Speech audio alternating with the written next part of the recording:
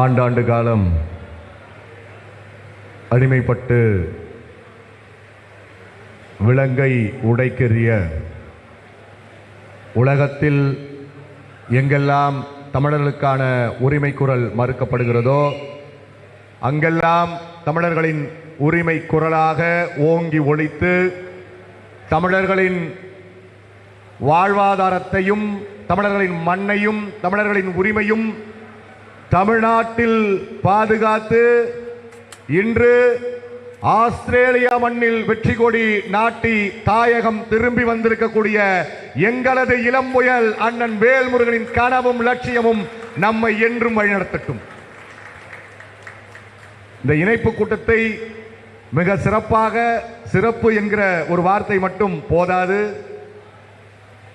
பிரம்மாண்டமே தன்னகத்தே வைத்துக் கொண்டு அண்ணன் வேல்முருகன் அவர்களின் லட்சிய பாதையில் பல்லாயிரக்கணக்கான இளைஞர்களை புலிகளாக தயார் செய்து கொண்டு சேலத்தின் தமிழக வாழ்வுரிமை கட்சியின் சிம்ம சொப்பனமாக திகழ்ந்து கொண்டிருக்கிற மாநில இளைஞரணி செயலாளர் அண்ணன் பிரம்மமூர்த்தி அவர்களுக்கும்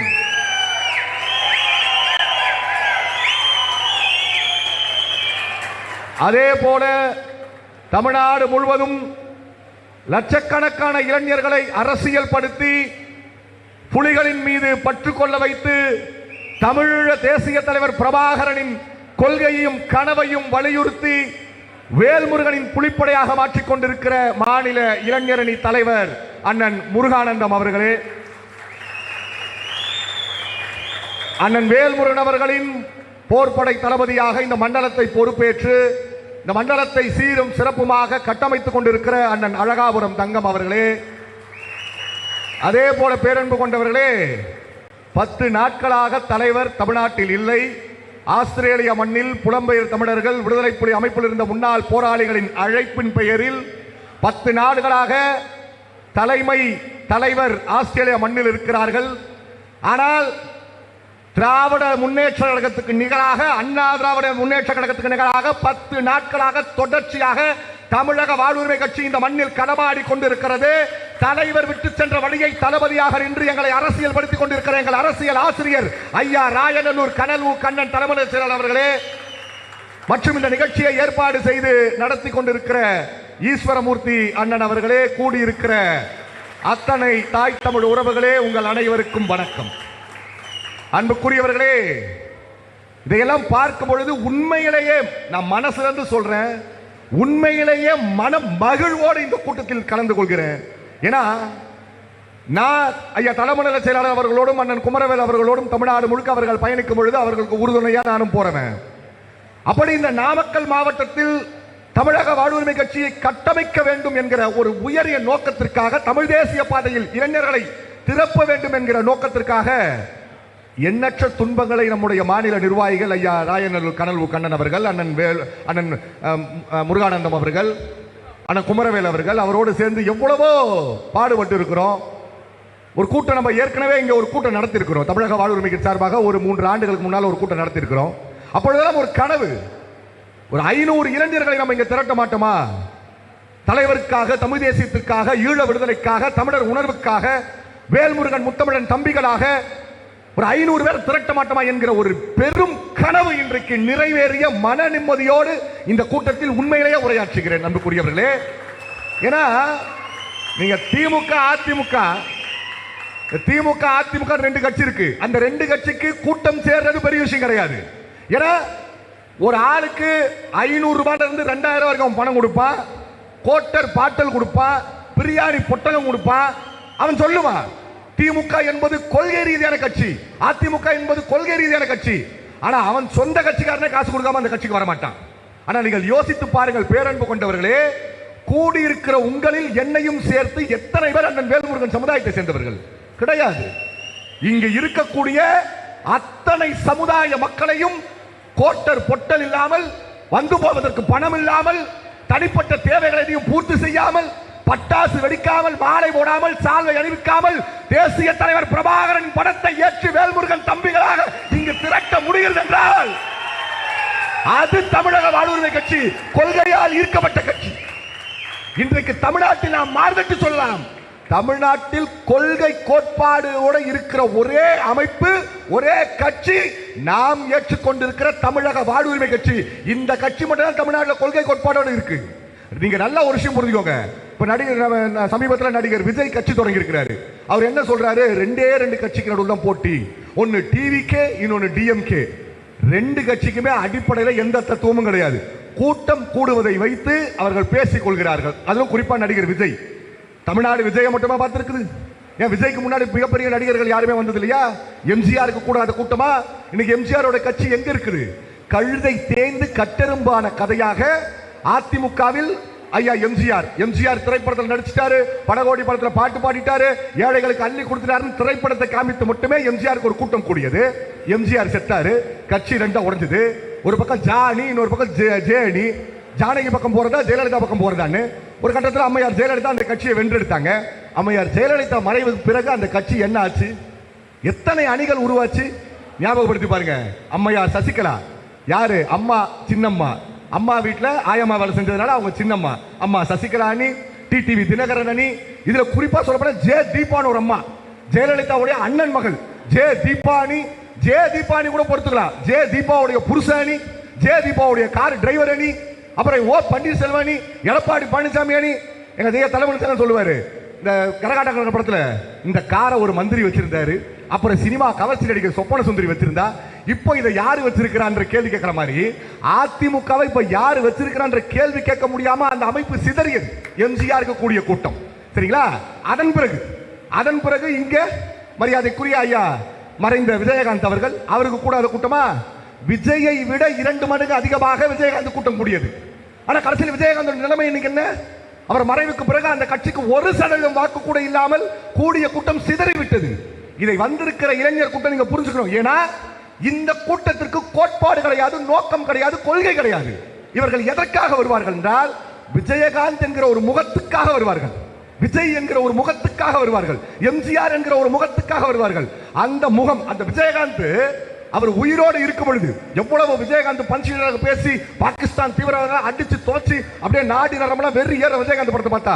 ஆனா அந்த விஜயகாந்தை ஒரு காலகட்டத்தில் கோமாளியா மாத்திட்டாங்க. எந்த விஜயகாந்தின் உணர்ச்சிக்காக ஒரு கூட்டம் கூடியதோ அந்த கூட்டம் விஜயகாந்தை பார்த்து சிரிக்க ஆரம்பித்து விட்டது. அப்ப ரசிகர்களின் மனநிலை இதுதான். அப்ப இன்றைக்கு விஜய் வருகிறார், இன்றைக்கு விஜயை பார்ப்பதற்கு ஒரு கூட்டம் கூடும். அப்படி கூட்டம் கூடிட்டா அவர் தலைவர் ஆயிடுவாரா? நீங்க சொல்லுங்க. நீங்களும் தமிழ்நாட்டில் தான் இருக்கீங்க. ரோட்ல ஒரு கழுதை செத்து போச்சுன்னா கூட அதை பார்க்கறதுக்கு 10 பேர் கூட தான் செய்வான். ரஜினிகாந்த் படத்துல ஒரு நாய் நடிச்சுன்னு வச்சுக்கோங்க, அந்த நாய் பக்கத்துல இருக்க வருதுன்னா அதை பார்க்கறதுக்கு 10 பேர் போவானா போக மாட்டானா?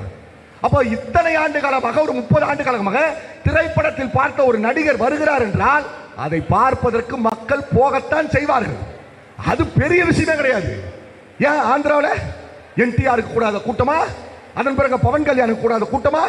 எத்தனை கூட்டங்கள், எத்தனையோ ரசிகர்கள் கூட தான் செய்யும். ஆனால் இது கொள்கையாக, கோட்பாடாக மாறாத அன்புக்குரியவர்களே. ஆனால் நீங்கள் யோசித்து பாருங்கள், திருச்செங்கோடு பகுதியில் வாழுகிற உங்களுக்கும் புலியூரில் பிறந்த அண்ணன் வேல்முருகனுக்கு எந்த சம்பந்தம் இருக்குது? அண்ணன் வேல்முருகன் அரிதாரம் பூசிய நடிகரா? ஏதாவது திரைப்படத்தில் பாட்டு பாடி இருக்கிறாரா, நடனம் ஆடி இருக்கிறாரா? எதுவும் கிடையாது. ஆனால் சாதி கடந்து, மதம் கடந்து, கட்சி மாச்சரியங்கள் கடந்து நம்ம இங்கு நிறுத்தி இருப்பது என்னவென்றால் நம்மை வழிநடத்துகிற தத்துவம். இந்த மண்ணின் மீதும், மக்களின் மீதும், மக்களின் உரிமைகள் மீதும், மண்ணின் வாழ்வாதாரத்தின் மீதும் நீங்கள் வைத்திருக்கிற அந்த பற்று, அந்த பாசம் தான் ஒரு தலைவனை தேடி உங்களை வர வைத்திருக்கிறது. அந்த அடிப்படையில் தான் தமிழக வாழ்வுரிமை கட்சி ஒருங்கிணைந்தது. தமிழக வாழ்வுரிமை கட்சி என்று ஒரு தத்துவம் இருக்கிறது. இந்த கட்சி இன்னும் 200-300 ஆண்டுகள் கடந்தாலும் இந்த மண்ணில் இருக்கும். ஏனென்றால் இந்த கட்சியை தத்துவம் நடத்துகிறது. நான் கூறுகிறேன், தமிழ்நாட்டில் தத்துவத்தோடு இருக்கிற 2 கட்சி தான். 2 கட்சிக்கு நடுவில் தான் போட்டி. ஆமாம், 2 கட்சிக்கு நடுவில் தான் போட்டி. நாங்கள் ஒப்புக்கொள்கிறோம். அது யாருக்கு? இந்த மண்ணின் மீது, இந்த மொழியின் மீது, இந்த இனத்தின் மீது அக்கறை கொண்ட முத்தமிழன் வேல்முருகன் தம்பிகள் இருக்கிற தமிழக வாழ்வுரிமை கட்சிக்கும், இந்த மண்ணின் மீது அக்கறை கொள்ளாமல் எமது மொழியை, எமது இனத்தை, எமது இனத்தின் வாழ்வாதாரத்தை பறிக்க நினைக்கிற பாஜக தமிழக வாழ்வுரிமை கட்சிக்கும் பாரதிய ஜனதா கட்சிக்கும் மட்டும்தான் இங்க போட்டி. மற்றவன் தான் இருப்பான், போயிடுவான். இதுதான் நடக்கும். நீங்க எழுதுவீங்க. நீங்க எழுதி இன்னும் 10 ஆண்டுகள் நான் இங்க நின்று சத்தியமிட்டு செல்கிறேன், 10 ஆண்டுகளில் இது நடக்கும். ஏன்னா நேரடியாக இந்த மண்ணை பாதுகாக்கிற தத்துவம் ஒரு பக்கம், நேரடியாக இந்த மண்ணை எதிர்க்க வேண்டும் என்று நினைக்கிற தத்துவம் இன்னொரு பக்கம். நடுவில் இருக்கிறோம் கார்ப்பரேட் கம்பெனி. திமுக அதிமுக இவரெல்லாம் வாக்கை வாங்கி மக்கள்கிட்ட காசு கொடுத்து வியாபாரம் பண்ணி உங்க ஓட்டுக்கு விலை பேசி அந்த வாக்கை வாங்கி அதன் மூலியமாக தனது லாபத்தை அடைய வேண்டும் என்று நினைப்பார்களே தவிர இந்த மக்களுக்காக ஒருபோதும் நின்று போராடப்பட்டார்கள். அதனால் புரிந்து கொள்ளுங்கள், இந்த அமைப்பு தான் நாளை பாரதிய ஜனதாவின் போராட்டத்தை, பாரதிய ஜனதாவின் நோக்கத்தை எதிர்த்து களமாடக்கூடிய அமைப்பு. 2 கட்சிகளுக்கு நடுவில் தான் போட்டி. அதனால் நம்முடைய இலக்கு என்பது 10 ஆண்டுகள். இந்த 10 ஆண்டுகள் உறுதியாக இந்த மண்ணில் களமாடுவோம். எனக்கெல்லாம் ஒரு பெரிய ஆசை ஒன்று இருக்கு, அதுக்கு நடுவில் ஒரு வருத்தமும் ஒன்று இருக்கு. ஏன்னா பெரியாரிய தத்துவம் இந்த மண்ணில் பெரியார் திராவிட அமைப்பை தொடங்கி திராவிட கருத்தியலை முன்வைத்து 100 ஆண்டுகள் கடந்து விட்டது. நேற்றைக்கு ஒரு நிகழ்ச்சி நெய்வேலியில் நம்முடைய மரியாதைக்குரிய தலைமை செயலர் அவர்கள் நெய்வேலியில் ஒரு நிகழ்ச்சி, திராவிட இயக்கத்துடைய ஒரு நிகழ்ச்சியில் போய் கலந்துக்கிறார். அதில் ஆசிரியர் வீரமணி அவர்கள் வராரு. அது என்னன்னா, பெரியாருடைய உலகம் அமைக்க வேண்டும் என்பதற்காக நிதி திரட்டுகிற ஒரு கூட்டத்தை அங்க நடத்தினாங்க. அதுல திராவிட முன்னேற்ற கழகத்தில் இருக்கிற எல்லாரும் பங்களிப்பு கொடுக்குறாங்க. நம்முடைய தலைவர் அண்ணன் வேல்முருகனும் ஒரு பெரிய பங்களிப்பு கொடுத்திருக்கிறார். அந்த நிதி பங்கெடுப்பு திரட்டு கூட்டம் திராவிட இயக்கம் பெரியாரிய தத்துவம் என்பதுதான். நீங்க நல்லா புரிஞ்சுங்க, இன்னைக்கு இருக்கிற இளைஞர்களுக்கு பெரியாரு தெரியாது. பெரியார்னா ஒரு தலைவர், அவ்வளவுதான் தெரியும். இங்க இருக்கக்கூடிய சமூக கட்டமைப்பின் பால் இருந்த அடிமைத்தன்மையை பெரியார் உடைத்தார். அதை நல்லா புரிஞ்சுக்கணும். இங்க நம்ம என்ன நடக்கிறோம்னா, அடிமை முறை என்றாலே அது ஏதோ ஷெட்யூல் காஸ்ட் எஸ்சி எஸ்டிக்கு மட்டும்தான் படிப்பு இல்லாம இருந்தது, கல்வி இல்லாம இருந்தது, வேலை வாய்ப்பு இல்லாம இருந்தது நம்ம நினைக்கிறோம். அப்படி கிடையாது. தமிழ்நாட்டில் என்றைக்கு பார்ப்பனிய மேலாதிக்கம் வந்ததோ, என்றைக்கு இந்த RSS சங்பரிவார் கூட்டங்கள் தமிழ்நாட்டை ஆட்சி புரிய தொடங்கினார்களோ, மன்னர்களின் அடிப்படையில் நல்லா புரிஞ்சுக்கோங்க. பாப்பா ரொம்ப மோசமானவன். அவன் என்ன பண்ணுவானா, முதல்ல மன்னனை கையில் பிடிப்பான். மன்னனுக்கு என்ன பேக்கரி டீலிங் செய்யணுமோ அந்த டீலிங் செஞ்சு மன்னனை கையில் வைத்துக் கொள்வான். மன்னன் மூலமாக சனாதனத்தை இந்த மண்ணில் வேறொன்றி விட செய்ய வேண்டும் என்று நினைப்பான். அப்படிதான் தமிழ்நாட்டிற்குள் இருக்கக்கூடிய அத்தனை தமிழ் சமுதாயத்திற்கும் கல்வி கிடையாது, வேலை வாய்ப்பு கிடையாது. நீங்க நல்லா யோசிச்சு பாருங்களேன். ஒரு 50-60 ஆண்டுகளுக்கு முன்னால், ஒரு 30 வருஷத்துக்கு முன்னாடி கலெக்டர் யாரு இருப்பா? பூணூல் போட்டிருக்கா, அவதான் இருப்பா. பெரிய பெரிய ஜட்ஜி யாரு இருப்பா? அவதான் இருப்பா. பெரிய பெரிய உயர் இங்க இருக்கக்கூடிய ஹாஸ்பிட்டல்ல டாக்டர் யாரு இருப்பா? அவதான் இருப்பா. பேங்க் அதிகாரி யாரு இருப்பா? அவதான் இருப்பா. நம்ம வீட்டில் இருக்க நமக்கு இன்னைக்கு படிக்க தெரியும், நமக்கு இன்னைக்கு கையெழுத்து போட தெரியும். நம்ம அப்பா படிச்சிருக்காரா? நம்ம தாத்தா படிச்சிருக்காரா? ஏன் படிக்கல? ஏன் படிக்கவில்லை ஒரு கேள்வி எழுப்பணும்ல. அவங்களாம் கஷ்டப்பட்டாங்க, நம்ம மட்டும் நல்லா இருக்கிறோம். நாம எங்கேயா கடனை உடனே எங்கேயா நம்ம பையனை படிக்க வைக்கிறோம்ல, நம்ம பொண்ணை படிக்க வைக்கிறோம்ல. நம்ம அம்மா அப்பா நம்மளை படிக்க வச்சாங்களே, ஏன் அவர்கள் பெற்றோர்கள் படிக்க வைக்கவில்லை? நம்ம அப்பா மேல நம்ம அம்மா மேல அவங்க பாசம் பிடிச்சா கிடையாது. கல்வி என்பது ஒரு குறிப்பிட்ட சமூகத்துக்கு மட்டும் தான் இருந்தது. வேலை வாய்ப்பு என்பது நாம போய் வேலை செய்யலாம், ஆனால் கடனை செய் பலனை எதிர்பார்க்காதே என்கிற தத்துவத்தின் அடிப்படையில் நமக்கு காசு கொடுக்க மாட்டான். அவன் கொடுக்கிற காசை நம்ம வாங்கிட்டு போனோம். அந்த நிலை தான் இருந்தது. இது எப்பொழுது உடைகிறது என்றால், சமூக நீதி, உலகத்திலேயே சமூக நீதி பேசிய ஒரே மாநிலம் தமிழ்நாடு. தமிழ்நாடு மட்டும்தான் எந்த சாதியின் வர்ணாசர அடிப்படையில், எந்த சாதியால் எனக்கு கல்வி மறுக்கப்பட்டதோ, எனக்கு வேலை வாய்ப்பு மறுக்கப்பட்டதோ, அந்த சாதியின் அடிப்படையில் எனக்கு இடஒதுக்கீடு வழங்கி அந்த அடிப்படையில் எனக்கு வேலை வாய்ப்பும் கல்வியும் பெற வேண்டும் என்று இங்கு மிகப்பெரிய அளவு போராட்டத்தை எழுப்பியவர், மக்களின் குரலாக நின்றவர் தந்தை பெரியார். ஆம், தந்தை பெரியார் தான். இந்த சீமான் மாதிரி தற்கொலை பேசுவான், பெரியார் என்ன செஞ்சிட்டாரு, பெரியார் என்ன புடிக்கிட்டாரு. பெரியார் என்கிற ஒரு கைத்தடி இந்த மண்ணில் என்றால் சீமான் எல்லாம் வெறும் செருப்படியாகத்தான் இந்த மண்ணில் இருப்பார். அவர் தமிழனுக்கு தந்தை பெரியார் தான். அதை எப்பொழுதும் உறக்க கூறுவோம், தந்தை பெரியார். அந்த பெரியார் இந்த மண்ணில் களமாடினார். ஆனா இன்னைக்கு நிலைமை பாருங்க, 100 ஆண்டுகள் தந்தை பெரியாருடைய கனவும் லட்சியமும் உதயமாகி 100 ஆண்டுகள் கழித்து திராவிட இயக்கம் திராவிட கழகம் கூட்டம் நடத்துகிறது. பெரியார் தொடங்கிய திராவிட கழகம் பெரியாருக்கு பிறகு ஒரு கூட்டம் நடத்துகிறது. 30 பேர் கூட திராவிட கழகத்தை சேர்ந்தவங்க இல்ல. 30 பேர் கூட இல்ல. அமர்ந்திருந்த 30 பேருக்கும் வயசு 60. எங்க தலைமை சொல்றாரு, தந்தை பெரியாரின் புகழ் ஓங்குகின்றாரு. கை தட்ட முடியாம ஒரு பெருசு கை தட்டுது. அப்போ இன்றைக்கு இருக்கக்கூடிய இளைய தலைமுறையிடம் பெரியாரிய கருத்துகளையும் பெரியாரிய கொள்கைகளையும் அவர்கள் கொண்டு போய் சேர்ப்பதற்கு தயங்கி விட்டார்கள், மறுத்து விட்டார்கள். நான் இந்த கூட்டத்தில் எங்க அண்ணன் முருகானந்தன் இருக்கிறாரு, எங்க தலைமை செயலாளர் வச்சுக்கிட்டு எங்க அண்ணன் முருகானந்தன் கிட்டையும் எங்க அண்ணன் பிரம்மமூர்த்தி அவர்கள்ட்டையும் உங்ககிட்ட ஒரு கோரிக்கையாக இதை வைக்கிறேன். நாம் கண்ணுக்கு எதிராக திராவிட இயக்கம் தோன்றி பெரியாரை எப்படி இவர்கள் மழுங்கடித்தார்கள் என்பதை கண்ணுக்கு எதிராக பார்த்துட்டோம். அதே போல் நாம் ஆகிவிடக் கூடாது. நாம் ஏற்றுக்கொண்டிருக்கிற லட்சியம், ஏற்றுக்கொண்டிருக்கிற கனவு தமிழ் தேசிய பெருங்கனவு. பெரியாரிய கொள்கைவாதிகள் தங்கள் உணர்வை தான் இதில் வெளிப்படுத்தினார்கள். ஆனால் நம்முடைய முன்னத்தியர்கள் தங்கள் உயிரை கொடுத்து இந்த தமிழ் தேசிய கனவுக்காக ஆயிரக்கணக்கான விடுதலை புலி மறவர்கள் தங்கள் உயிரை கொடுத்து தியாகம் செய்து இந்த தமிழ் தேசிய கனவுகளை நம் கரங்களில் ஒப்படைத்திருக்கிறார்கள். ஒரு கட்சிக்கு மிகப்பெரிய உந்து விசை எதுவென்றால் அந்த கட்சியில் இருக்கிற மாவட்ட செயலாளர், மாநில பொறுப்பாளர்கள் இவர்களெல்லாம் இருக்கலாம். ஆனால் அந்த கட்சியின் தலைவருக்கு மிகப்பெரிய உறுதுணையாக இருப்பது அந்த கட்சியின் அணிகள், பாசறைகள். இன்றைக்கு இளைஞரணி என்பது தமிழக வாழ்வுரிமை கட்சியின் 4 தூண்களில் மிக முக்கியமான தூணாக இளைஞரணி இருக்கிறது. நீங்கள் தான் தமிழ்நாடு முழுக்க செல்கிறீர்கள், தமிழ்நாடு முழுக்க இருக்கின்ற இளைஞர்களை அரசியல் படுத்துகிறீர்கள், தமிழ் தேசிய பார்வையில் கொண்டு வருகிறீர்கள். அதனால தான் நான் கேட்கிறேன், நாமும் 100 ஆண்டுகளுக்கு பிறகு பிரபாகரன் என்று பேசும் பொழுது அன்றைக்கு நமக்கு 60 வயசு இருக்கும் பொழுது நம்ம எழுந்து கைத்தட்டக்கூடாது. நம் சமகாலத்தில் பிரபாகரன் கண்ட கனவை வென்று முடிப்பது நம் கரங்களில். நம் தேசிய தலைவர் பிரபாகரன் கனவை அளித்தவர்களுடைய நோக்கம் அவர்கள் செய்கிற கைமாறாக இருக்கும். அதனால இளைஞரணி தயவு செய்து இந்த வேலையை நாம் முன்னெடுக்க வேண்டும். ஏனென்றால் தமிழ்நாடு இன்றைக்கு சொல்ல முடியாத துயரங்களையும் வேதனைகளையும் சந்தித்துக் கொண்டிருக்கிறது. நீங்களா யோசிச்சு பாருங்க. இன்றைக்கு இந்த திருச்செங்கோடு பகுதியில் நீங்க ஒரு சாதாரண ஒரு கடையில போய் ஒரு மளிகை கடையா இருக்கட்டும், அல்லது ஒரு செல்போனுக்கு கவர் மாத்திர கடையா இருக்கட்டும், அல்லது இங்க இருக்கக்கூடிய ஏதாவது நம்ம வாங்கினா கூட இந்திக்காரர்கள் தான் அங்கு பெரும்பான்மையாக இருக்கிறார்கள். இந்திக்காரர்களோட பேசிதான் அதை வாங்க வேண்டிய சூழ்நிலை இந்த மண்ணில் உருவாகி இருக்கிறது. அப்போ நீங்க நல்லா யோசிச்சு பாருங்க. தமிழ்நாட்டில் இருக்கின்ற ஒரு இளைஞன் தமிழ்நாட்டை தாண்டி ஆந்திராவுக்கு போக முடியாது. ஆந்திராவுக்கு போய் வேலை செய்த நம்முடைய உறவுகளை செம்மரம் கடத்த வருகிறார்கள் என்று கூறி வெட்டி வீழ்த்தியது ஆந்திர அரசாங்கம். கொன்று சுட்டு வீழ்த்தியது, 20 தமிழர்களை சுட்டு வீழ்த்தியது. பக்கத்தில் இருக்கிற கேரளா முல்லை பெரியாறில் தண்ணி கேட்டோம், நம்முடைய உரிமை. அவங்க நம்ம பிச்சை கேட்கல, முல்லை பெரியாறில் நம்முடைய உரிமையை கேட்கும் பொழுது அங்கு மாலையிட்டு சென்ற முத்துக்குமார் என்கிற ஒரு ஐயப்ப சாமியின் முகத்தில் வெந்நீரை ஊற்றி படுகொலை செய்தான் அங்க இருக்கக்கூடிய மலையாளி. கர்நாடகாவில் ஒவ்வொரு வருஷமும் மழை பெஞ்சதுன்னா பிரச்சனை இல்லை, ஆனால் மழை இல்லாத தருணங்களில் கன்னடரும் நம்முடைய உரிமையான காவிரி நீரை கேட்டால் நம்ம அப்பா வயசு இருக்கக்கூடிய ஒருவரை நிர்வாணப்படுத்தி சாலையில் மண்டியிட வைத்து சொல் காவிரி கன்னடனுக்கே சொந்தம் என்று சொல் என்று கன்னட வெறியர்கள் இன்று வரை அடிக்கிறார்கள். தமிழ்நாடை தாண்டி எங்கு சென்றாலே தான் நிலைமை. மகாராஷ்டிரால சிவசேனா ஒரு கட்சி, உங்களுக்கு தெரியுமா? சிவசேனா ஒரு கட்சி. அந்த கட்சி ரஜினிகாந்த் இருக்கார்ல, ரஜினிகாந்த் குரு யாருன்னு அவர்கிட்ட கேட்டா பால் தாக்கரே தான் என்னுடைய குரு என்று ரஜினிகாந்த் சொன்னார். அந்த பால் தாக்கரே தான் சிவசேனா ஒரு கட்சி ஆரம்பிச்சாங்க. அந்த சிவசேனா என்ற கட்சி ஏன் ஆரம்பிச்சாங்க தெரியுமா?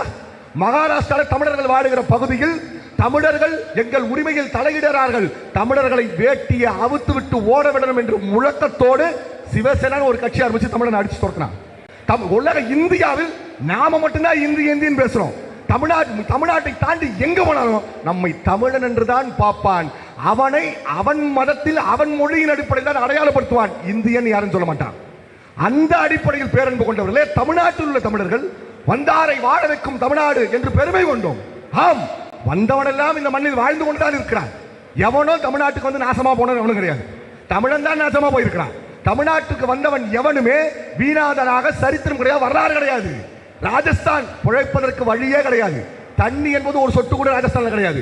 ராஜஸ்தான்ல பிழைக்க முடியாம வெறும் 20 ரூபாய் 30 ரூபாய் சம்பளத்துக்கு ஓடி வந்தவனா இன்னைக்கு சவுகார்பேட்டையில மிகப்பெரிய கோடீஸ்வரனா தங்க வணிகத்துக்கு அதிபதியா இருக்கிறான். தமிழர்களுடைய தங்க வணிகம் ராஜஸ்தான்ல இருந்து 20 ரூபாய் வழி இல்லாம இங்க வந்தவன், வித்தவுட்ல வந்தவன், அவன் இன்னைக்கு தங்கத்துக்கு அதிபதியா இருக்கிறான். இங்க இருக்கக்கூடிய தமிழ்நாட்டில் உள்ள இரும்பு வணிகம் மார்வாடி கிட்ட இருக்குது, மஞ்சள் வணிகம் மார்வாடி கிட்ட இருக்குது, எலக்ட்ரானிக் கூட்ஸ் வணிகம் மார்வாடி கிட்ட இருக்கு. தமிழன்கிட்ட என்ன இருக்குது? திருவோடு மட்டும்தான் இருக்குது. நீங்க சென்னைக்கு வாங்க, மிகப்பெரிய ஐடி கம்பெனி. நீங்க ஈசிஆர் சாலை, ஓஎம்ஆர் சாலையில போனீங்கன்னா வானுயர கட்டிடங்கள். ஆஹா, சென்னை வளர்ந்து விட்டது, சிங்கார சென்னை ஆகிவிட்டது. சென்னையில் ஒருவன் கூட தமிழன் கிடையாது. நான் சென்னையில இருந்து வரேன். நான் சென்னையில வட சென்னை காரணம் இவன் சென்னை வாசியை ஏத்துக்கிறது இல்லை. எங்க ஏரியால இருந்து எவனா போய் ஐடி கம்பெனில நாங்க வேலைக்கு வர விருப்பம் பண்ணி கொடுத்தா ஏரியா பேர் பாக்குறான், திருவத்தூர், ராயபுரம், காசிமேடு. இங்க இருக்கிற ஒருத்தரையும் சேக்காதான். இவனெல்லாம் ரவுடி. ஏன் நாளைக்கே மேனேஜர் எங்க ஏரியாவில் இருக்கிற எவனையா பார்த்தா, டேய் நீ இந்த வேலையை செய்ய மாட்டேடா, எதுக்கு அவனுக்கு துப்பு இல்லையா வக்கு இல்லையான்னு கேட்டு ஒரு அடி அடிச்சிட்டானா நம்மளால 10 பேரை செட் பண்ணி மேனேஜர் தூக்கிடுவான். ஏன்னா எங்களுக்கு மான உணர்வு இருக்குது, சூடு சொரணை இருக்குது. நாங்க பணத்துக்காக எவன்கிட்ட போய் கூடு கும்பிட்டு போட்டுக்கிட்டு கையை கட்டிட்டு வேலை செய்ய மாட்டோம். நியாயமான முறையில் நீ வேலையை கட்ட நாங்க செய்வோம். அப்ப இவெல்லாம் எதிர்த்து பேசுவான், இவன் பூர்வகுடி மைந்தன், இவன் யூனியன் ஆரம்பிப்பான், ஆபீஸ்ல இருக்கிற 10 பேரை ஒண்ணு சேர்த்துப்பான், நிர்வாகத்துக்கு எதிராக புரட்சி செய்வான், காசு கொடுக்கலாம் சண்டை போடுவான் என்று எங்களை விட்டு ஒதுக்குகிறார்கள். சென்னை என்பது இன்னைக்கு தமிழ்நாட்டுடைய தலைநகரம். அது யாரிடம் இருக்கிறது? மார்வாடிகளிடம் இருக்கிறது, குஜராத்திகளிடம் இருக்கிறது, பீகாரிகளிடம் இருக்கிறது, ஒரிசாவிடம் இருக்கிறது. நாமெல்லாம் எங்க வேலைக்கு போறோம் நீங்க சொல்லுங்க. இங்க இந்த திருச்செங்கோடு பகுதியில் வரும்போது, இந்த திருப்பூர் பகுதியில் சில பேர் பேட்டி கொடுப்பான். இங்க இருக்கக்கூடிய சாயப்பட்டறை தொழிலதிபர்கள், இங்க இருக்கக்கூடிய பனியன் கம்பெனி தொழிலதிபர்கள், இவெல்லாம் பேட்டி கொடுப்பான். இவன் என்ன தெரியுமா சொல்லுவான்? தமிழனுக்கெல்லாம் வேலை செய்ய வைக்கலங்க, தமிழெல்லாம் தண்ணி அடிச்சு படுத்துக்கிறான், தமிழெல்லாம் வந்து வேலையே செய்ய மாட்டான், தமிழெல்லாம் 1000 ரூபாய் சம்பளம் கேட்கிறான், 8 மணி நேரம் வேலை செய்வேன்னு சொல்லுவான். இவெல்லாம் வேலை செய்ய வைக்கே இல்லை. இப்படி எவனாவது சொல்றதை கேட்டீங்கன்னா செருப்பை கட்டி அங்கேயே அடிச்சிருங்க. வரத அண்ணன் பிரம்மமூர்த்தி பார்த்துப்பாரு. எவனாவது அப்படி தமிழன் வேலை செய்ய மாட்டான்னு சொன்னானா செருப்பை கட்டி அடிச்சிருங்க. நான் கேட்கிறேன், இத்தனை வருஷமா தமிழ்நாட்டுக்குள்ள வானுவரை இத்தனை கட்டிடங்கள் இருக்குது. சென்னையில் இருக்கக்கூடிய அத்தனை வெள்ளைக்காரன் கட்டிய கட்டணங்கள் அத்தனையும் நம்முடைய ரத்தமும் சதையும் கலந்து கட்டியது. சோழ நாடு சூரடைத்து என்று உலகிற்கே சோறு போட்டவன் தமிழன். அவன் உழைக்காம வந்துருச்சா? அவன் வேலை செய்ய வந்துருச்சா? 1000 வருஷத்துக்கு முன்னாடி தெற்காசியா பிராந்தியம் முழுவதையும் ராஜராஜ சோழனும் ராஜேந்திர சோழனும் இங்கு பறக்கிற புலிக்கொடியை வைத்து வென்று உலகத்தின் 3வது வல்லாதிக்கத்தை நிறுவினார் தமிழன். அப்படிப்பட்ட தமிழனுக்கு வேலை செய்ய வழி இல்லை, வேலை செய்ய வக்கில்லைன்னு தமிழ்நாட்டில் இருக்கிற ஒரு முதலாளி பேசுறானா அவனெல்லாம் என்ன செய்யலாம் யோசிச்சு பாருங்க. நம்மள வேலை செய்ய வக்கில்லையா? நல்லா புரிஞ்சுக்கோங்க. தமிழ்நாட்டுக்குள் வேலை வாய்ப்புக்கான தேவைகள் இருக்கிறது, ஆட்கள் தேவை இருக்கிறதுனா இருக்குது, அதுல மறுக்கிறதே கிடையாது. எதுக்கு ஆட்கள் தேவை இருக்குது? இங்கு கட்டடம் கட்டுவதற்கு ஆள் இல்லை, கட்டடம் கட்டுறதுக்கு ஆள் தேவை. இங்க மூட்டை தூக்குறதுக்கு ஆள் இல்லை, மூட்டை தூக்குறதுக்கு ஆள் தேவை. இங்க ஆட்டோ ஓட்டுறதுக்கு ஆள் இல்லை, ஆட்டோ ஓட்டுறதுக்கு ஆள் தேவை. இங்கு கூலி வேலை செய்வேன். நல்லா புரிஞ்சுக்கணும். படித்த இளைஞர்கள் இருக்கிறீங்க, இங்கு படிக்காமல் கூலி வேலை செய்வதற்கு ஆட்கள் தேவைப்படுகிறார்கள். ஆம், தேவைப்படுகிறார்கள். தமிழ்நாட்டில் மட்டுமல்ல, உலகத்தில் வளர்ந்திருக்கக்கூடிய அத்தனை நாடுகளிலும் இன்றைக்கு சிங்கப்பூரில் நாம் வேலை செய்ய போறோம், அமெரிக்காவில் நாம் வேலை செய்ய போறோம், ஆஸ்திரேலியாவுக்கு நம்ம வேலை செய்ய போறோம். அப்படின்னா என்ன அர்த்தம்? அங்கு வேலை வாய்ப்பிலும் படிப்பிலும் தன்னிறைவு பெற்று விட்டார்கள். கூலி வேலை செய்வதற்கு அந்த நாட்டின் குடிமக்கள் வருவதில்லை. அதனால் அந்த நாட்டை விட கீழ்நிலையில் இருப்பவர்களிடமிருந்து லேபர்ஸ் எடுக்கிறான், கூலி வேலை செய்பவர்கள் எடுக்கிறான். அப்படின்னா என்ன அர்த்தம்? தமிழ்நாட்டில் என்னைக்கு ஒரு 30 வருஷத்துக்கு முன்னாடி எங்க அப்பா ரிக்ஷா ஓட்டினாரு, எங்க அப்பா ஆட்டோ ஓட்டினாரு, எங்க அப்பா மூட்டை தூக்குனாரு. அப்படி உங்கள் தகப்பன்மார்களும் உங்கள் தாய்களும் கூலி வேலை செஞ்சாங்க, கொளுத்து வேலை செஞ்சாங்க. ஏன்? படிப்பின் அருமையை உணர்ந்து. நான் தான் படிக்கல, நான் என் வயிற்ற கட்டி வாயை கட்டி கடனை உடன் வாங்கியாது என் பிள்ளைய டிகிரி படிக்க வைக்கணும்னு நினைச்சு நம்ம அப்பாவும் அம்மாவும் நம்மை வளர்ப்பதற்கு தங்கள் வாழ்நாள் முழுவதும் தியாகம் செய்து நம்மை படிக்க வைத்திருக்கிறார்கள். தமிழ்நாட்டில் படிப்பின் தன்மையை உணர்ந்தவர்கள் தமிழர்கள். இன்றைக்கு எங்க அப்பா கோபனம் கட்டினாரு, நான் இன்னைக்கு டை கட்டு போறேன். எங்க அப்பா செஞ்ச மூட்டை தூக்குற வேலை நான் செய்வேனா? எங்க அப்பா கொத்தனாரா இருந்தாரு, நான் போய் கொத்தனார் வேலை செய்வேனா? எங்க அம்மா பாத்திரம் தொழுவாங்க, நான் போய் பாத்திரம் தொழுக்கணும். எங்க அம்மா துணி துவைச்சாங்க, நான் போய் துணி துவைப்பேனா? நான் படித்த படிப்புக்கேற்ற வேலையை தேடுவேன், அதை இந்த மண் எனக்கு கொடுக்கணும். அப்ப தமிழ்ல வேலை செய்யறது இல்ல. இப்ப நீங்க சொல்லுங்க, தமிழ்நாட்டில் இருக்கக்கூடிய ஐடி நிறுவனங்கள்ல இருக்கிற எந்த முதலியாவது படித்த இன்ஜினியர் ஒருத்தவங்க கூட வேலை செய்ய மாட்டான்னு சொல்றானா? சொல்லுங்க. இங்க இருக்கக்கூடிய சாப்ட்வேர் கம்பெனில இருக்கிற எவனா ஒருத்தன் தமிழ்நாட்டில் பிஇ படிச்சவனுக்கு தட்டுப்பாடு இருக்குது, தமிழ்நாட்டில் பிஎஸ்சி முடிச்ச கிராஜுவேட்டுக்கு தட்டுப்பாடு இருக்குது, தமிழ்நாட்டுக்கு எவனுக்கு படிக்க தெரியாது, எழுத தெரியாது, எவனா வெளியே ஓடுறானா, எவனா கேட்கறானா? சொல்லுங்க.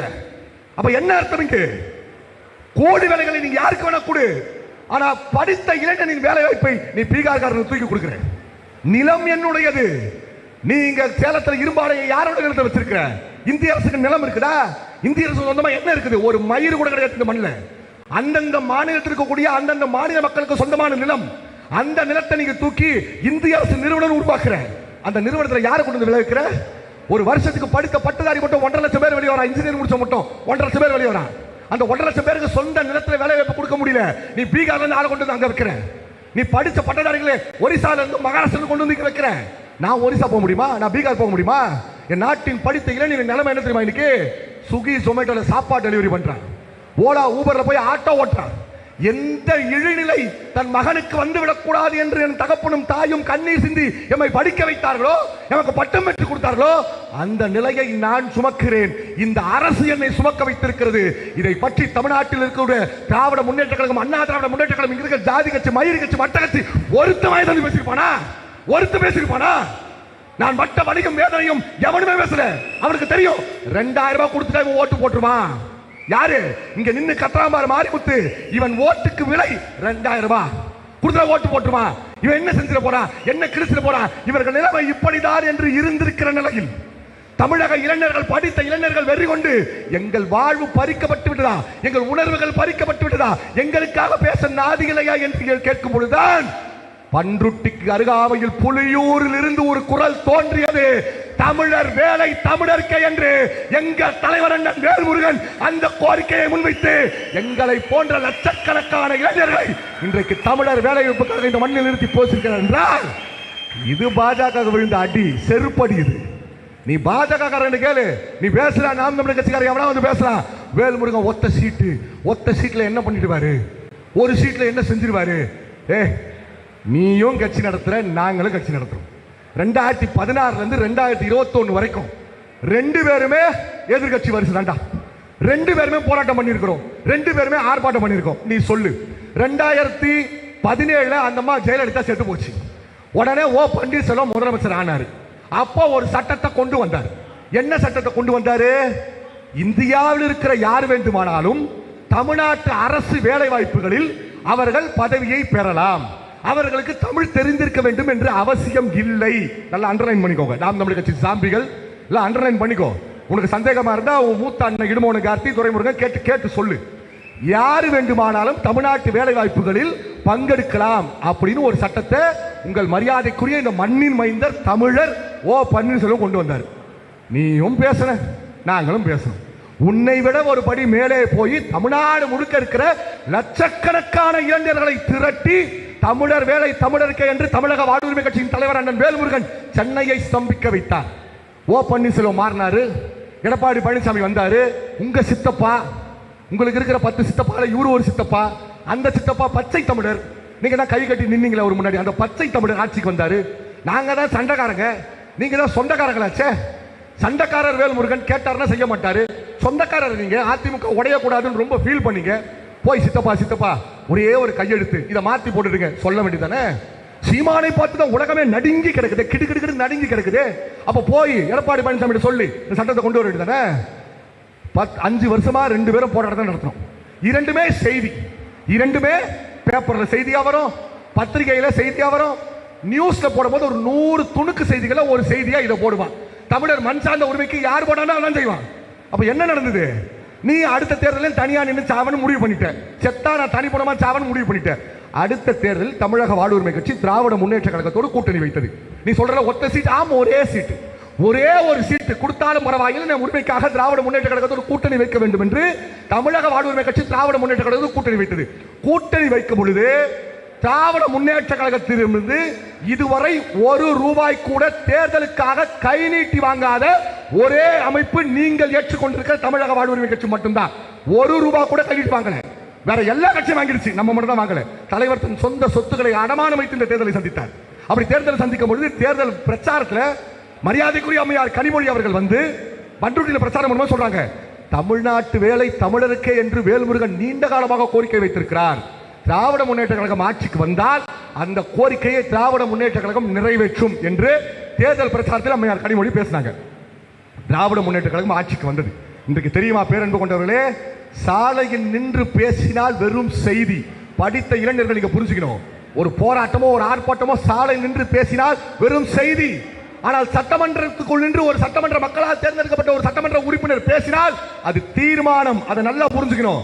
அந்த தீர்மானத்தை அண்ணன் வேல்முருகன் கொண்டு வருகிறார்.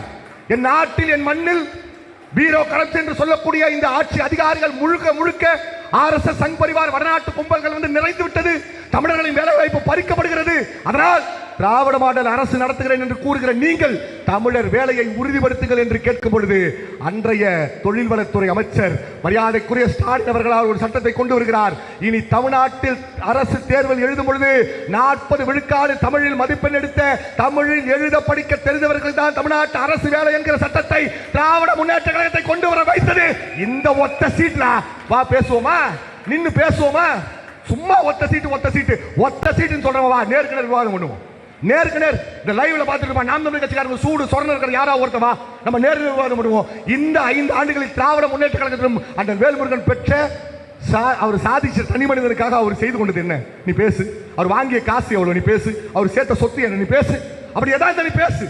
அதை விட்டு ஒரு சீட்டு எத்தனை நாள் தான் பேசுற? அப்ப நாங்க பேசுறோம் ஒத்த சீட்டு கூட மக்கள் இல்ல, டெபாசிட் கூட மக்கள் அப்படி நாங்க பேசிட்டு போல. அப்ப நீங்கள் புரிந்து கொள்ள வேண்டும், படித்த இளைஞர்கள் புரிந்து கொள்ள வேண்டும், இங்கு தமிழ் தேசியத்தை காயடிக்கின்ற வேலையை திட்டமிட்டு செய்து கொண்டிருக்கிறார்கள். நீங்க நல்லா புரிஞ்சுக்கோங்க, இந்த மண்ணுக்காக, இந்த மக்களுக்காக, இந்த மக்களின் உணர்வுக்காக, மொழிக்காக எண்ணாயிரம் இளைஞர்கள் தங்கள் உயிரை தியாகம் செய்திருக்கிறார்கள் ஈழ தேசத்தின் விடுதலைக்காக. யோசிச்சு பாருங்க. நீங்க நாளைக்கு உங்ககிட்ட நான் கேட்கிறேன், நாளைக்கு இங்க இருக்கிற யாரோ ஒருவர் இறந்து விடுவீர்கள் என்று சொன்னால் உங்களது நோக்கம், உங்களது எதிர்பார்ப்பு என்னவா இருக்கும்? நீங்க சொல்லுங்க. பிடிச்சதை சாப்பிடணும், காதலி கிட்ட போய் பேசணும், அம்மா கிட்ட பேசணும், அப்பா கிட்ட பேசணும், என் தங்கச்சி இதை ஆசைப்பட்டு கேட்டா கடனை உடனே வாங்கி நான் சாவறதுக்குள்ள வாங்கி கொடுத்துணும், இப்படிதான் யோசிப்போம்ல. நீங்க யோசிச்சு பாருங்களேன். கரும்புலிகள் உலகத்தின் மிகப்பெரிய அற்புத காவியங்கள், அப்படிப்பட்ட காவியங்கள் படைத்தவர்கள் நமது கரும்புலிகள். நம் உடம்பில் ஓடிய இதே ரத்தம் தான். நம் ரத்தத்தில் இருக்கின்ற அணுக்களை எடுத்து கரும்புலிகள் அணுக்களோடு ஒப்பிட்டால் இருவரும் தமிழர்கள் என்று கூறும். இந்த ரத்தம் ஓடிய அதே தமிழர்கள் தாய்நாட்டின் விடுதலைக்காக கண்ணுக்கு எதிராக நம் தமிழ் இளைஞர்கள் சிங்கள காடையினால் சுட்டுக் கொல்லப்படும் பொழுது தமிழ் பெண்கள் மானத்தை உலகத்திற்கு போதித்த தமிழ் பெண்களின் உடல் நிர்வாணமாக சாலையில் கிடக்கும் பொழுது, தமிழ் பச்சினம் குழந்தைகள் தமிழனாக பிறந்ததால் அந்த குழந்தைகள் தீக்கிரையாக்கப்பட்டு கொதிக்கின்ற தாரில் முக்கி செவுத்து வீசி அடிக்கப்பட்டு கொலை செய்யப்பட்டதை பார்த்து தாங்கிக் கொள்ள முடியாமல் ஒரு கட்சிக்காரனுடைய படங்கள் பேனர்ல வரலாம் கூட அவனுக்கு கோபம் வரும். ஆனால் நீங்க யோசித்து பாருங்கள், 300க்கும் மேற்பட்ட கரும்புலிகள் கந்தகத்தோடு காவியமாகி இருக்கிறார்கள். அவர்கள் பெயர் கூட தெரியாது. கரும்புலிகளை விட உலகத்தில் அதிசயங்கள், அற்புதங்கள் திருவண்ணாமலை அண்ணாமலையாருக்கு சொல்லுவார்கள். அடிமுடி காணா அதிசயம் என்று திருவண்ணாமலை அண்ணாமலையார் கூறுவார்கள். அப்படி அண்ணாமலையார் என்று ஒருவர் இருக்கிறாரா இல்லையா என்று தெரியாது. எமக்கு தெரியும் பேரன்பு கொண்டவர், எங்கள் மறைமுக கரும்புலிகள் தான் உலகத்தில் அடிமுடி காணா அதிசயங்கள். அந்த மறைமுக கரும்புலிகள் உலகத்தில் எந்த மூலையில் இருப்பார்கள், எங்கு இருப்பார்கள், எங்கு பிறந்தார்கள், எங்கு வெடிப்பார்கள் என்று யாருக்கும் தெரியாது. வெடித்த பிறகும் தன் பெத்த தாய்க்கு கூட வெடித்தது தன் மகன்தான், தன் மகள் தான் என்று தெரியாது. பேரன்பு கொண்டவர்களே, நாம் சுமந்து நிற்கிற, நாம் பேசுகிற இந்த மொழிக்காக எண்ணற்ற மறைமுக கரும்புலிகள் தங்கள் உயிரை தியாகம் செய்து இந்த மொழிக்காக, இனத்திற்காக வெடித்து காவியமானார்கள் கந்தகத்தை சுமந்து. அந்த கரும்புலி மறவர்களின் தியாகமும், அந்த விடுதலை புலி மறவர்கள் 50,000 விடுதலை புலி மறவர்கள், நீங்கள் சிந்தித்து பாருங்கள். இன்றைக்கு அவர்கள் வெடிக்கிறார்கள், நாளைக்கு இந்த உலகம் அவர்களை ஞாபகம் வைத்துக் கொள்ளுமா தெரியாது. இன்றைக்கு சிங்களவன் நமது மாவீரர்கள் துயிலுகின்ற அந்த உன்னதமான எங்கள் புனித பூமியான அந்த மாவீர துயிலுமில்லங்களை இடித்து அங்கு இருக்கின்ற கல்லறைகளை அப்புறப்படுத்தி சிங்களவன் தங்கள் பூட்ஸ்காலால் அந்த மாவீரர்கள் துயிலுமில்லங்களை மிதிக்கிறார். அந்த வழிகளை இன்று வரை நாங்கள் நெஞ்சில் ஏந்து நிற்கிறோம், நெஞ்சில் சுமந்து நிற்கிறோம். நமது தேசிய தலைவர் பிரபாகரன் கூறினாரே 2008 மாவீர நாள் உரையில், இந்த போராட்டத்தை அடுத்த தலைமுறையிடம் ஒப்படைக்கிறேன், எம்மை விட அடுத்த தலைமுறை இந்த போராட்டத்தை வீரியமாக கொண்டு செல்லும் என்று எமது தேசிய தலைவர் நமது கரங்களில் இந்த போராட்டத்தை ஒப்படைத்தார்களே. உலகத்தில் எங்கும் நடக்காத அற்புதங்களை நமது மாவீரர்கள் நிகழ்த்தி காட்டினார்கள். அப்படி நீங்க சொல்லுங்க, கரும்புலிகளை தேர்வு செய்வதற்கு நான் நீ போட்டு நிற்பாங்களா? நான் வெடிக்கிறேன், நான் சாகிறேன், நான் சாகிறேன், அதுல பயிற்சி வைப்பாங்க. யார் தலை சிறந்த போராளி என்று தலைவர் பயிற்சி எடுத்து இந்த மாதிரி 500 பேர் அமர்ந்து இருக்கிறீங்களே, இப்படி 500 புலி வீரர்களை அமர வைத்து இந்த 500 பேர்ல இருந்து 10 பேர் தேர்ந்தெடுப்பாங்க. அந்த 10 பேர்ட்ட சொல்லுவாங்க, சமர் நடக்கும், சண்டை நடக்கும், நீங்கள் வெடிப்பீர்கள், அது என்றைக்கும் தெரியாது. அதுவரை கடுமையான பயிற்சி, தினமும் 4 மணி நேரம் உறக்கம், மீதி அத்தனை மணி நேரம் பயிற்சி. அப்படி பயிற்சி எடுத்துக்கொண்டு அவர்களது கடைசி ஆசை வெடிக்கிற நாள் குறித்து விடுவார்கள். நாள் குறித்து அனுராதபுரம் விமான நிலையம், அனுராதபுரம் ராணுவ விமான நிலையம் தகர்க்கப்படும், கட்டுநாயக்கா ராணுவ விமான நிலையம் தகர்க்கப்படும், அதற்கு இந்த கரும்புலி படைகள் அனுப்பப்படும் என்று உத்தரவு வந்தவுடன் அந்த கரும்புலிகள் மகிழ்ச்சியோடு அந்த தொப்பியை போட்டுக்கொண்டு மிடுக்கோடு நிற்பார்களாம். நமது தேசத்திற்காக நான் வெடிக்கப் போகிறேன், காவியமாக போகிறேன் என்று. அவர்களின் கடைசி ஆசை என்ன தெரியுமா? அவர் தாயை சந்திப்பதல்ல, அவர் காதலியை சந்திப்பதல்ல. கரும்புலிகளுக்கு காதலே கிடையாது. அவர்கள் காதல் எல்லாம் என் மொழி மீதும், என் இனத்தின் மீதும், என் மக்கள் மீதும் தான். அவர்களுக்கு கடைசி ஆசை என்ன தெரியுமா? ஒரு முறையாவது இதோ இந்த படத்தில் ராஜ கம்பீரமாக நின்று கொண்டு இன்று வரை உலக நாடுகளுக்கு சிம்ம சம்பளமாக பிரபாகரன் இல்லை என்று இந்திய நாடு பேசும் என் தலைவரின் படத்தை பார்த்து இந்த நாடு பயந்து நடுங்கிக் கொண்டிருக்கிறது. அந்த தலைவனின் கரங்களை ஒரு முறை தொட்டுவிட மாட்டோமா? அந்த தலைவரோடு ஒரு முறை உணவருந்து விட மாட்டோமா என்று எமது கரும்புலிகள் உணவருந்து கொண்டு மாவீரர் துயிலும் இல்லங்களில் நின்று சத்தியமிட்டு செல்வார்கள், உங்கள் கனவுக்காக நாங்கள் வெடிக்கிறோம் என்று. உலகத்தில் எங்குமே நடக்காத அற்புதங்களை நிகழ்த்தி காட்டிய அந்த மாவீரர்களை மான்கதைகள் சொல்லி மான் ஊர்காய் என்று நக்கி தின்னும் நரிகள் இன்று கேவலப்படுத்தி நிற்கிறது. தமிழனாக இருக்கிற நமக்கு கோபம் வர வேணுமா? இன்னைக்கு எமது தலைவர் ஆஸ்திரேலியா மண்ணில் எங்கள் அண்ணன் வேல்முருகன் அவர் சொல்லுவார், வேல்முருகன் என்ன செஞ்சிட்டாரு, என்ன ஈழத்துக்காக என்ன பண்ணிட்டாரு. வேல்முருகன் கட்டுக்கதை பேச வந்தவர் அல்ல.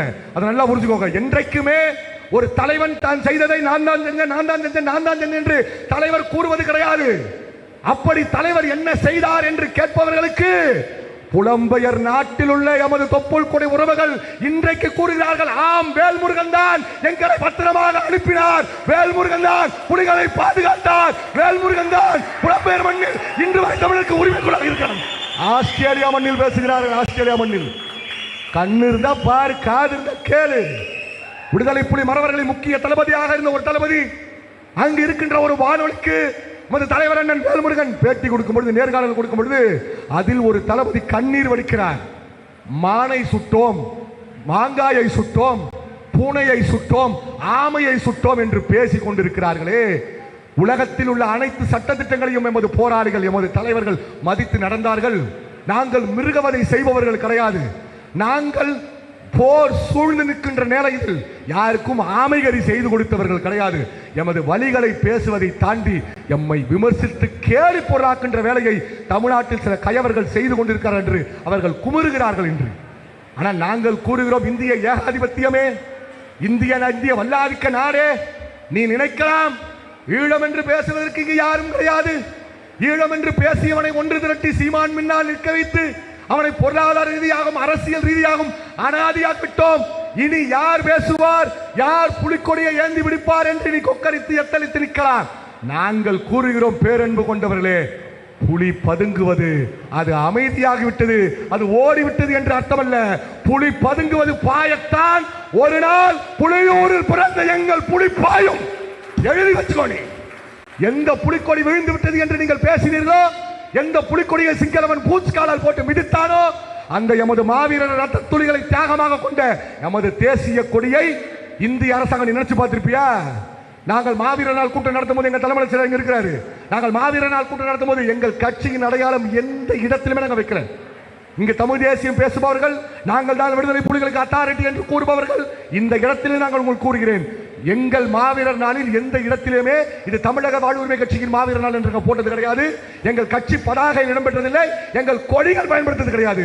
தமிழ் தேசிய நிறமான மஞ்சள் சிவப்பு நிறத்தை வைத்து மாவீரர் தூயிலும் இல்லத்தை கண்ணுக்கு எதிராக நிறுத்தி நவம்பர் 27 மாவீரர் நாளை எமது தலைவர் அண்ணன் வேல்முருகன் அஞ்சலி செலுத்தினார். நாங்கள் புலிகளை உளப்பூர்வமாக காதலிக்கிறோம், நேசிக்கிறோம்.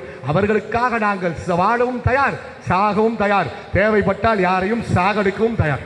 அதனால தான் நான் கேட்கிறேன், இங்க இளைஞரணி அண்ணன் இருக்கிறாரு, பிரம்மமூர்த்தி அண்ணன் இருக்கிறாரு, அண்ணன் முருகானந்தன் இருக்கிறாரு, தலைமை செயலாளர் வச்சுக்கிட்டே கேட்கிறேன். நானு பெரியாரை பத்தி இன்னைக்கு பேசுறதுக்கு ஆளே கிடையாது. பெரியாரை பத்தி யாராவது பேசுறா எவனும் கை தட்ட மாட்டேன்றான். பெரியார்ன்றது அவருக்கு மறந்தே போச்சு. அப்படி நாம் தேசிய தலைவர் விட்டுறக்கூடாது. நம் கண்ணுக்கு எதிராக நம்முடைய தலைவரின் வீரத்தை நம் இளைஞர்களுக்கு விதைத்து கண்ணுக்கு எதிராக நாம் ஈழத்தை அடைந்து நம் சமகாலத்தில் சாதிக்க வேண்டும். நமக்கு பின்னால வரம் எப்படி இருப்போம் நமக்கு தெரியாது. நமக்கு பின்னால எப்படி தெரியாது. சரியான காலம், சரியான தலைவனை நம் கரங்களில் கொடுத்திருக்கிறது. எப்படி ஈழ மண்ணில் நம்முடைய தேசிய தலைவர் பிரபாகரன் ஒழுக்கத்தின் நெறியில் நின்று புறநானூற்று வீரத்தை படைத்தாரோ, சற்றும் குறையாமல் அந்த ஒழுக்கத்தை ஏற்றுக்கொண்டிருக்கிற காலம் தந்த கொடையாக நம்முடைய தலைவர் அண்ணன் வேல்முருகன் கரங்களில் இருக்கிறார். அதனால் தான் கூறுகிறேன், கண்ணுக்கு எதிராக இந்த 500 இளைஞர்கள் 1000 இளைஞர்கள் திரட்டி திரட்டி திரட்டி அவர்களை அரசியல் படுத்தி சமகாலத்தில் அரசியல் ரீதியாக புலிகளின் நோக்கத்தை வென்றெடுக்கிற வரலாற்று பெரும் கடமை நம் கரங்களில் இருக்கிறது. அதனால் இளைஞர் அணி தமிழ்நாடு முழுவதும் சென்று நீங்கள் இளைஞர்களை ஆயத்தப்படுத்துகிறீர்கள். குறிப்பாக சேலம் இன்றைக்கு கட்டளிட்டா வெடிச்சு செதறிடுவோம் பொழுது அப்படிப்பட்ட இளைஞர்கள் இருக்கிறாங்க. உண்மையிலேயே பார்ப்பதற்கு மகிழ்ச்சியா இருக்குது. அந்த கருப்பு உடையோட, அந்த மிடுக்கோட விடுதலை புலிகளின் தலைவர் அண்ணன் பிரபாகரனின் படத்தையும் தமிழ்நாட்டு புலிகளின் தலைவர் அண்ணன் வேல்முருகன் படத்தையும் தாங்கி வரும் பொழுது உண்மையிலேயே ஒரு நாள் நாம நாடு அடைவோன்றது சத்தியமா கண்ணுக்கு எதிர்க்க தெரியும். நான் மனசுல சொல்றேங்க, நான் சும்மா பேசுறேன், மனசுல சொல்றேன். நெகிழ்ந்து இந்த 4 நாள் 5 நாளா பல பேர் கேட்டா, வேல்முருகனுக்குலாம் ஒரு ஆளா, வேல்முருகனா என்ன இருக்குது, வேல்முருகனா சாதிச்சிருவாரா? வந்து பார், கொடைக்கானல், ஊட்டி, நீலகிரி மாவட்டத்தில் ஊட்டி மலை கிராமங்கள்ல நீ வேல்முருகன் வண்டியில் சமூகம் வேற யாரும் வரமாட்டார் நினைச்ச. வேல்முருகனை தேடி நாடார், தேவர், கோடார், பறையர், பல்லர், சக்கிலியர் என்று அத்தனை சமுதாயத்தை சார்ந்தவர்களும் வேல்முருகனை வன்னியர் தலைவராக பார்க்காமல் தமிழ் தேசிய தலைவராக பார்த்து வருகிறார்.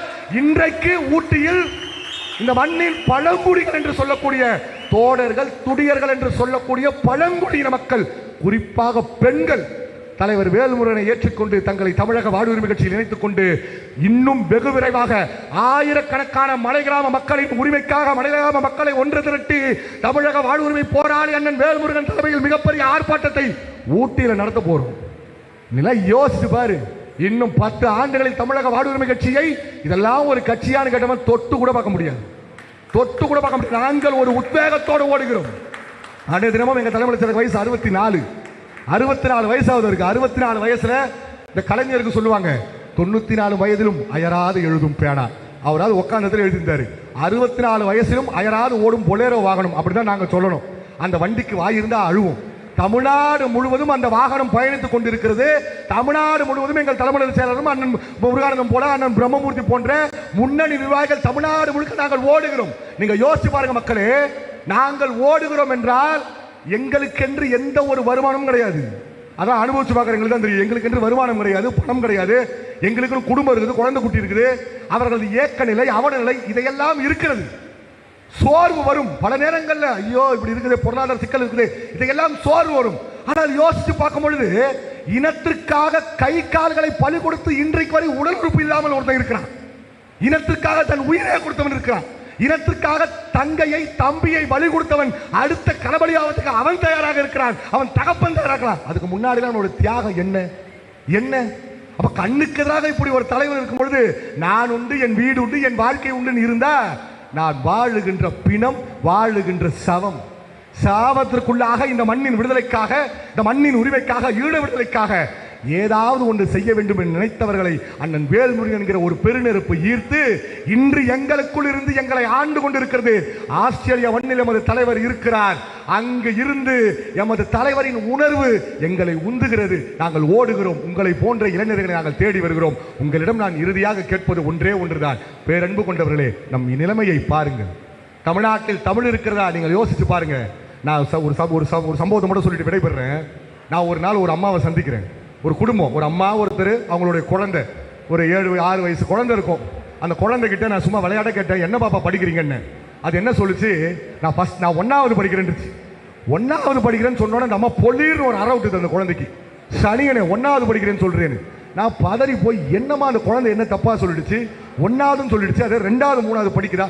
இல்ல அது 1வது தான் படிக்குதுன்னாங்க. 1வது படிக்கிற குழந்தை 1வதுன்னு சொல்லிச்சு, என்னம்மா தப்பு இருக்குதுன்னா, இந்த சனியனுக்கு வருஷம் 1 லட்சம் ரூபாய் ஃபீஸ் கட்டி கான்வென்ட்ல படிக்க வைக்கிறேன், இது ஃபர்ஸ்ட் ஸ்டாண்டர்ட் சொல்லாம 1வதுன்னு சொல்லுது. எங்க யோசிச்சு பாருங்களேன். தமிழ்நாட்டில் தமிழில் பேசுவது அவமானம் என்று வேற எவனா சொன்னா நமக்கு கோபம் வரணும், அவனை செவில திருப்பணும். நம்மளே அதை ஒத்துக்கிறோம்.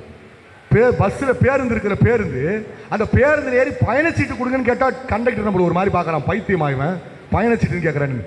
டிக்கெட்டுன்னு சொன்னால் ஆள் தெளிவாக இருக்கிறான். ஏற்கனவே நம் தமிழ் தலைமுறைக்குள், நம் தமிழ் மொழிக்குள் பல மொழிகள் கலந்து விட்டது. இன்றைக்கு அந்த மொழியை முற்றுமுழுதாக சிதைத்து ஒழிக்க வட இந்தியர்களை குடியேற்றுகிறான். இந்த வட இந்தியர்களை குடியேற்றி விட்டால் நீங்கள் யோசித்து பாருங்கள். இந்த ஒரு செய்தி மட்டும் சொல்லிட்டு விடைபெற, ரொம்ப நேரம் எடுத்துக்கல. ஈழத்தில் இனப்படுகொலை நடந்தது. அது ஏன் நடந்தது என்கிற கேள்வியை நீங்கள் முன்னெடுப்பீர்கள் என்றால், இலங்கை தீவு முழுவதும் தமிழர்களுக்கு சொந்தமாக இருந்தது. அங்க இருக்கக்கூடிய நாகரிக மக்கள் தமிழர்களுக்கு சொந்தமாக இருந்தது. அப்போ இங்க இருக்கக்கூடிய ஒரிசாவில் இருந்து 100 பேரோடு நாடு கடத்தப்பட்ட ஒரு ஒரிசா மன்னன், அவன் பாலி மொழியை பேசினான். அந்த பாலி மொழியோடு இலங்கை தீவுக்கு சென்றான். அங்கிருக்கின்ற தமிழர்களோடு அவர்கள் திருமணம் செய்து உறவை ஏற்படுத்தி அவர்கள் தலைமுறையை உருவாக்கி பாலி மொழியும் தமிழும் சேர்ந்து சிங்களம் என்கிற ஒரு மொழி உருவானது. ஆனால் இன்றைக்கு நிலைமை, இலங்கையில் சிங்களவர்கள் பெரும்பான்மை, தமிழர்கள் சிறுபான்மை. பூர்வகுடி மக்கள் சிறுபான்மையானார்கள். சிங்கள இனவெறிதான் இன்றைக்கு 1.5 லட்சம் உயிர்களை, 1.5 லட்சம் தமிழர்களை கொன்று குவித்து நிறவேட்டையாடியது சிங்களம் தான். அப்படி இருக்க இடம் கொடுத்தோம், வந்தவர்களை வாழ வைத்தோம், அவர்களோடு உறவு பேணினோம். இன்றைக்கு அந்த நாடை இழந்தோம், அங்கு அகதியானோம், உயிரையும் இழந்தோம். அதே நிலைமை தான் இந்தியாவில் தமிழ்நாட்டில் நடந்து கொண்டிருக்கிறது. இன்றைக்கு இங்கு வருகின்ற இந்திக்காரி குடும்பத்தோடு அவர்கள் வந்து இங்கு கூடும் குருத்தனமாக வாழும் பொழுது நம்முடைய தமிழ் இளைஞனோ, நம்முடைய தமிழ் பெண்ணோ ஒரு இந்திக்காரனையோ ஒரு இந்திக்காரியோ திருமணம் செய்து கொண்டால் அந்த இந்திக்காரனுக்கும் இந்திக்காரிக்கும் பிறக்கிற குழந்தை என்ன மொழி பேசும்? தகப்பன் தமிழில் பேசு என்பான், தாய் இந்தியில் பேசு என்பால் குழம்பிய குழந்தை இரண்டையும் ஒன்று திரட்டி புதிதாக ஒரு மொழி பேசும். அந்த மொழி நாளை தமிழ்நாட்டில் ஆட்சி அதிகாரத்தில் ஏறும். தமிழன் இங்கு அடிமையாக்கப்படுவான். ஈழத்தில் நடந்தது தமிழில் நடக்கும், நடக்கும், சத்தியம் நடக்கும். அப்ப இதை புரிந்து கொண்ட தமிழர்கள், தாய்மொழியை உயிராக நேசித்த தமிழர்கள் இனியும் பொறுத்து இருக்க வேண்டாம். நமக்கான ஒரு வழியாக, நமக்கான ஒரு வாய்ப்பாக 1000 ஆண்டுகளுக்கு பிறகு வாராத வந்த மாமணியாக நம்முடைய தேசிய தலைவர் பிரபாகரனை நெஞ்சில் ஏற்றிய நம்முடைய தலைவர் அண்ணன் வேல்முருகன் இந்த மண்ணில் களமாடி கொண்டிருக்கிறார். உங்களுக்கான ஒரு வாய்ப்பாக இந்த மண்ணில் முழுமையாக அண்ணன் வேல்முருகனை ஏற்று அண்ணன் வேல்முருகனுக்காக மாபெரும் இளைஞர் பட்டாளங்களை உருவாக்கி கொண்டிருக்கிற அண்ணன் பிரம்மமூர்த்தி உங்களுக்கு கிடைத்திருக்கிறார். அதனால் வாருங்கள், சண்டையிடுவோம். நன்றி, வணக்கம்.